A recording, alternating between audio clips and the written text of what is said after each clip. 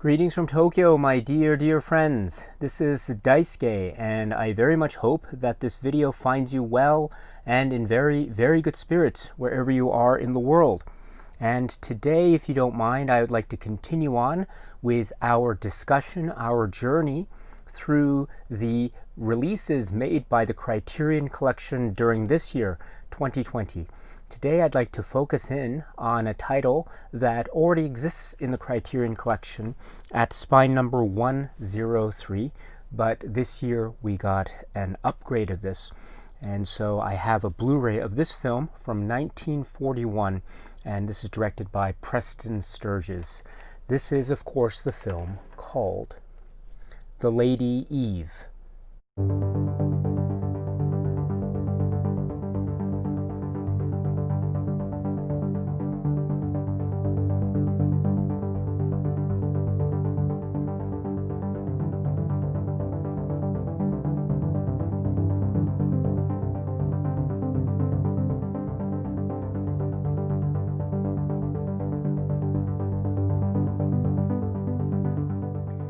1941, a golden year in terms of classic Hollywood cinema.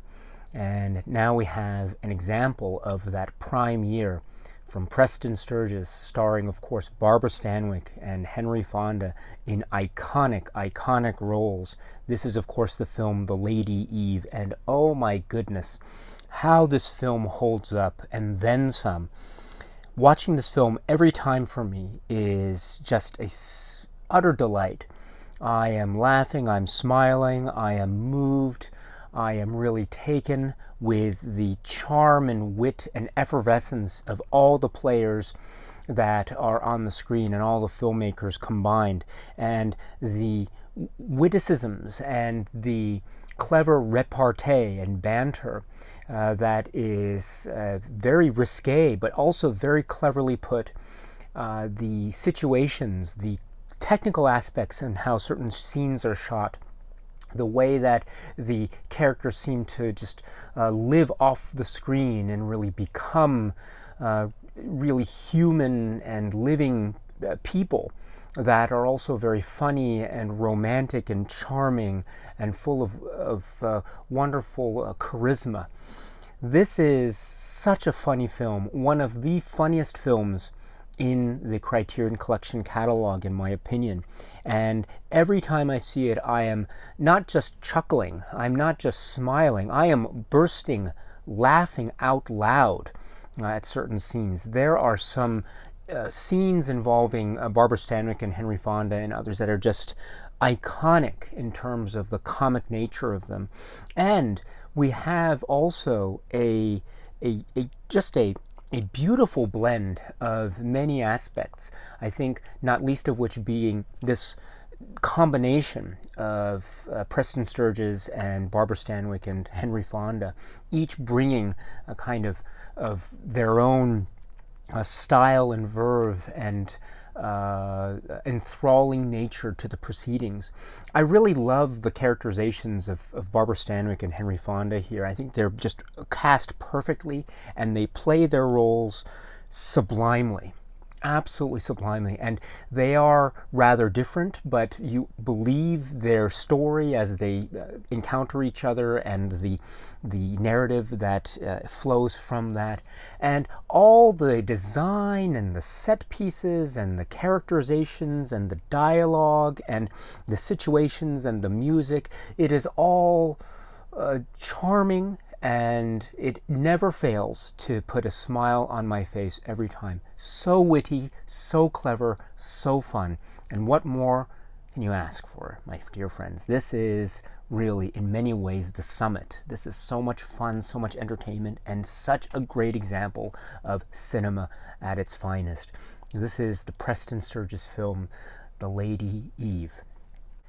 So this is the Criterion Collection's Blu-ray release in 2020 of the film The Lady Eve.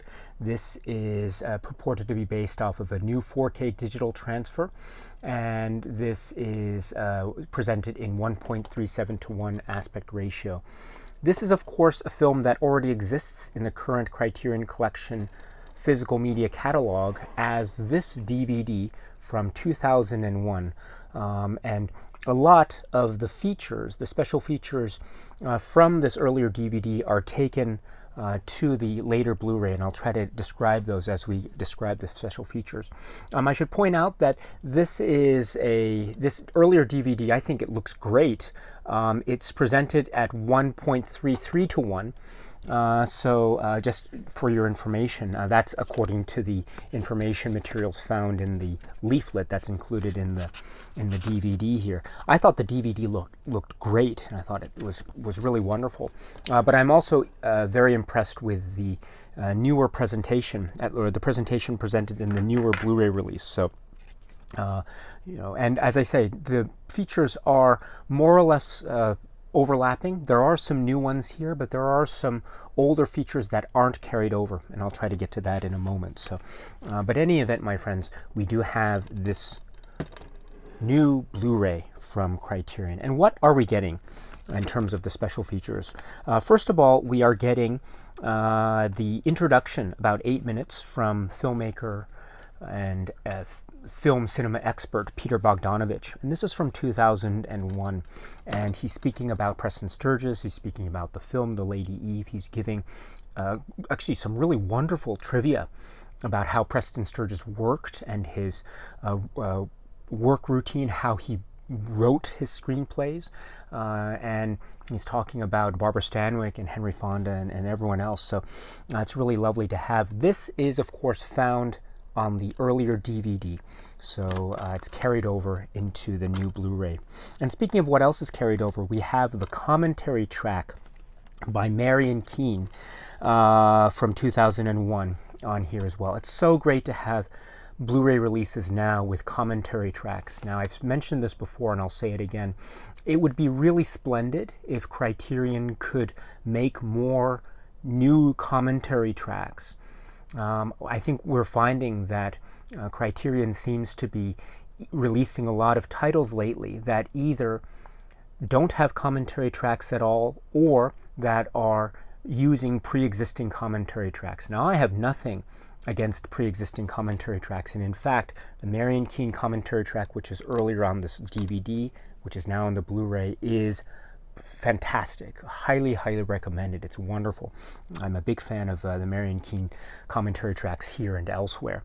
But it would have been nice, of course, to have maybe another commentary track. I'm not sure, but in any event, we are still getting a stellar commentary track, again from 2001, pre-existing, but still fantastic and splendid nonetheless. So there's that. And then continuing on, we have, let's see, yes, we have two new features on the Blu-ray that weren't on the earlier DVD. So the first is called Tom Sturges and Friends. And Tom Sturges is the son of Preston Sturges. And Friends is referring to the following people: Peter Bogdanovich, Susan King, Kenneth Turan, Leonard Maltin, Ron Shelton, and James L. Brooks. This is a recording, maybe an online recording, maybe Zoom or Skype, I'm not sure exactly, but it's one of these online recordings in 2020. So it's acknowledged that this was produced during the current world health crisis. And so they're all connecting with each other in this occasion remotely. Through the internet. So, and they are all coming here with Tom Sturges, I think, brilliantly leading the discussion. He's very excellent at leading the discussion, asking questions of all the participants, and giving his own information and his own insight into Preston Sturges, and some really interesting trivia that I think only a select few would really know. And that's really great, therefore, to have Tom Sturges' insight, and also his sort of stewardship, if you will, in guiding the discussion along. And it's a really great discussion too. And obviously all of these participants are great fans and admirers of Preston Sturges and The Lady Eve in particular. So they're talking about it from the viewpoints of academics, from critics, and also from filmmakers, and also from people who intimately knew Preston Sturges, right? So in terms of professional and also family, right? So this is a really great supplement to have. Again, it's one of these Zoom type of things. So once in a while you'll see people. I think there's one point where James L. Brooks is talking, and he's making a really great point, and suddenly his connection freezes up and he's frozen, and so. We get that. Also at the beginning, there's I think a very charming bit where we see all the players kind of getting ready, and there's one moment where Leonard Maltin is seen, but he hasn't hooked up his audio yet, so you see him getting ready and setting up, and there's one moment too where Peter Bogdanovich, who is talking, and my goodness, he still has it. When he's talking about a topic that he really knows, he is just, oh my goodness, he is fantastic, absolutely fantastic, full of energy and vigor as always. But during one of his comments, he's talking, and suddenly the phone is ringing in his room. You can hear it, and he's saying, "Oh, someone else will get it," and no one does. It still continues to ring, and so you see him pick up the phone and then put the receiver back down. And so these sorts of intrusions, I think, are really quite charming. These aren't the sorts of things that one would find in a kind of interview or setting like this that Criterion would have produced had it not been for this current health crisis. And so all these little details, I think, add to the charm of it. I think they help to show us that these participants are really human, and they are like you and me, right? They are dealing with certain technical issues that we all would face, and I think that's very charming. And there's something quite lovely about being able to see that.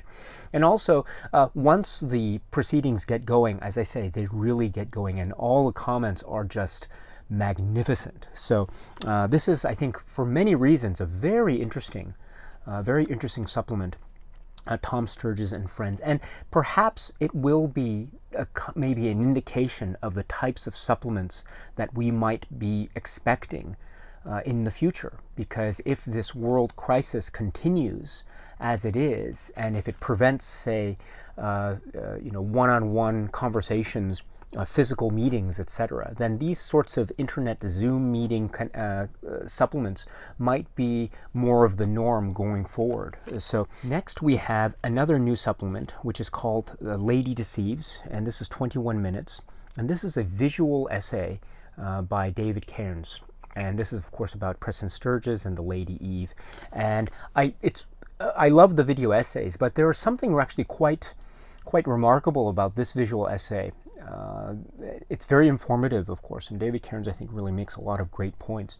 The way it's edited, too, I feel like it has a certain, how should I put it, there's a certain style in the way that the essay is edited, and there's a lot of flash cuts and clever bits of inserts, etc., that makes it, I think, it feels a little bit innovative in a lot of ways. So I'm not sure if this is a new kind of style that Criterion is aiming for going forward with its visual essays, but I found it a very interesting essay in terms of its style and its content. So this is The Lady Deceives, and once again, that's a new essay, and so that wasn't on the earlier DVD. And then there is another supplement which is called Costume Designs for the Lady Eve, and this refers to costume designs by the legendary Edith Head. And this is really wonderful because it's great to have a spotlight on the magnificent work of the only Edith Head, and to see the stills and certain descriptions, I think, is quite marvelous. Now, this is a 6-minute slideshow type of supplement, but it's not one of those. It's not an actual slideshow. You just press play and it just goes automatically with some music, and it has text and the like. So that's very good. This is derived from the earlier DVD's supplement, which is it had a supplement of Edith Head costume designs.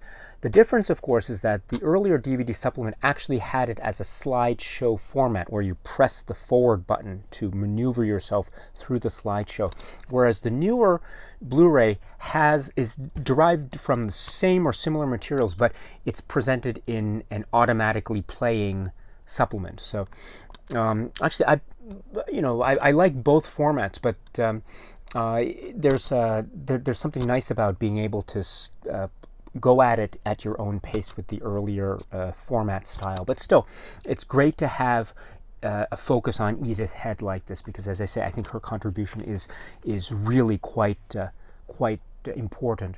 And the look of the film, the style of the film, and the costumes and the fashion, and Barbara Stanwyck in particular, the way she's dressed in this film, it's just iconic stuff. So anyway, this is Costume Designs supplement on the Blu-ray. And then we have the Lux Radio Theater radio production adaptation from March 9th, 1942. And this is with Barbara Stanwyck and Ray Milland. And this is really great too, because this is also a supplement that's found on the earlier DVD, so it's really wonderful to have. It's a great radio show, so take a listen to it if you can. Highly, highly recommend it. One thing I should point out is another thing that I've noticed in recent Criterion supplements, and this actually goes back a little bit as well. The radio adaptation, having it on the new Blu-ray is great, and we saw it on the earlier DVD, which was fantastic too, of course. But what was interesting was that the earlier DVD actually had it so you could actually skip to, it had Act 1, Act 2, and I think it had curtain call as well. So it actually had, chapter stops, for lack of a better phrase. Whereas the radio adaptation, as you find it on the new Blu-ray, doesn't. It's just one continuous radio thing. So a radio broadcast piece of data. So if you wanted to skip, you really couldn't do so. And so there aren't any preset chapter stops, unlike the way it was in the earlier DVD. And actually, it would be really nice if Criterion could have audio chapter stops with its audio supplements. There are some long, lengthy supplements on many of their recent releases in particular that don't have chapter stops, and I think it would be really helpful just to have chapter stops. As I say, if for anything, just to help give us a guide as to what's being discussed, and also the thematic flow of certain interviews or radio shows, etc. So, but that's a very minor point. I think overall, having the supplement itself is very valuable. So there's that. Again, once again, another crossover. And then we have something very interesting too, which is a song called Up the Amazon, which is Rick Chertoff and David J. Foreman. And this is a song which is, my understanding is, the part of what is planned to be a musical adaptation of The Lady Eve. And this is from 2020. So this is, again, a very interesting take on a particular aspect of the film. And it's also showing just how wonderfully adaptable and accessible this story is. And it's a really good song too, very catchy, very nice. So this is Up the Amazon. So this is from a very recent song. So it's not directly related to the film itself. It wasn't, right? But it's, again, part of a recent effort to turn this story into a musical. So this is one of the musical numbers, Up the Amazon. So take a listen if you're interested. I highly recommend it. And then we have the trailer to the film to round out the visual supplements here.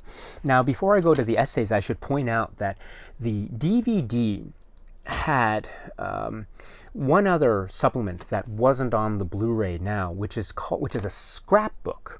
It's scrapbook of publicity materials and behind-the-scenes stills, production stills, etc., and actually letters, photos of letters and memos There's some memos about, for example, there's a letter written by Barbara Stanwyck, for example. There's also some memos about what's the phrase? Test audience reactions and that sort of thing, plus stills and behind-the-scenes photos. Really great stuff.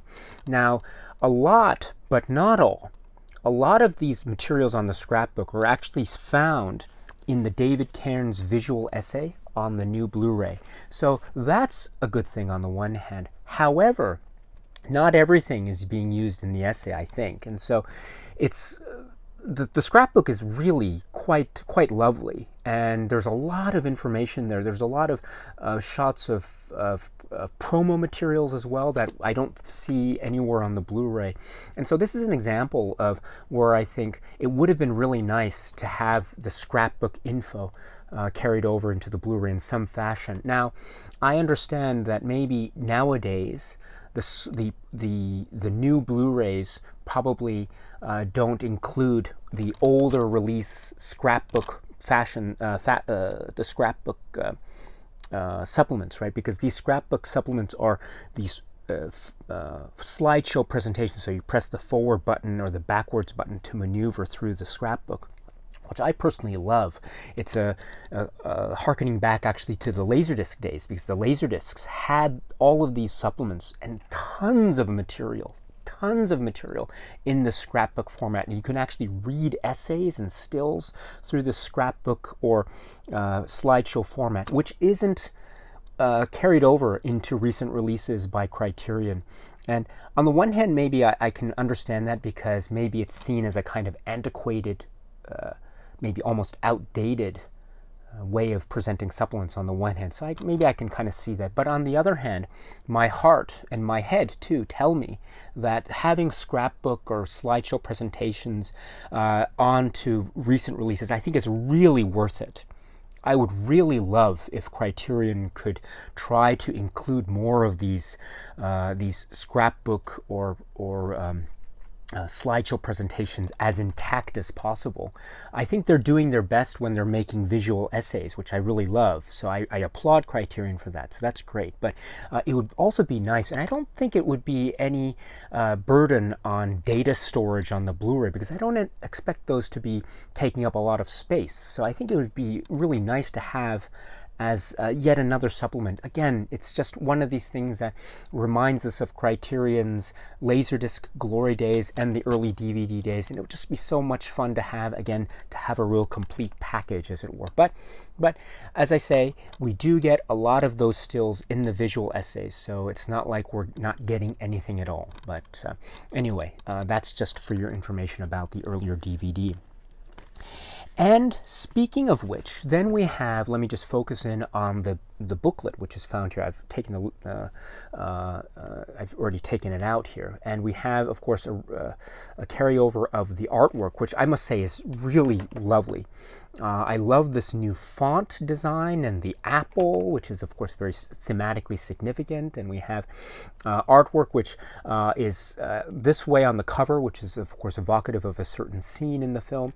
And then we have artwork on the booklet, which is slightly different, which I also love, but the red is still quite conspicuous there, very artfully done.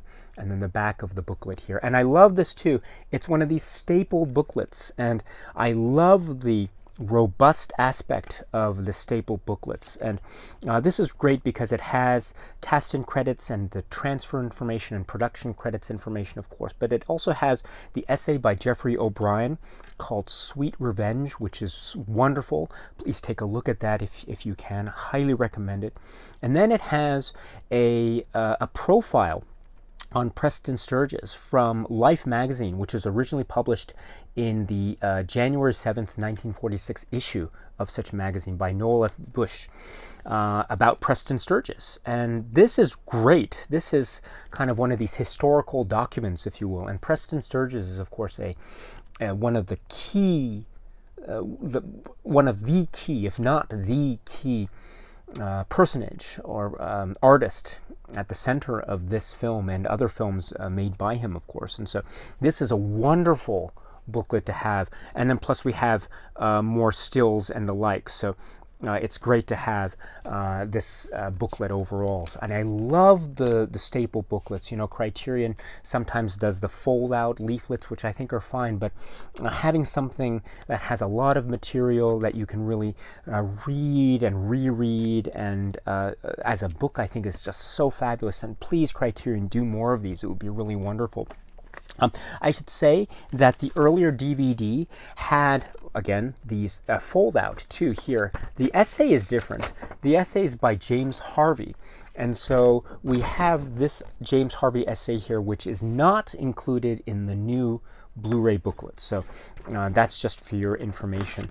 Plus, there are some different artwork approaches here, as in the like. As you can tell, the artwork is, of course, different from the artwork for the Blu-ray. So, but again, highly worth it if you have interest in the earlier DVD. This essay included here. So. This is the Lady Eve. Oh, and I should say one other thing, which is our dear friends at the Criterion-Cast.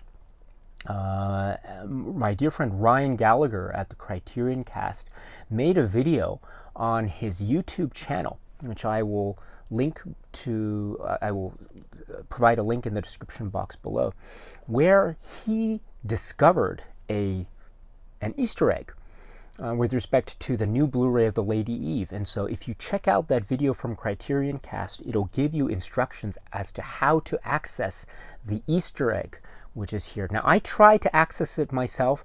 I had a little bit of trouble, so I personally couldn't access it myself. I'll try it again as soon as I finish this video, of course. But please check out that video from Criterion-Cast.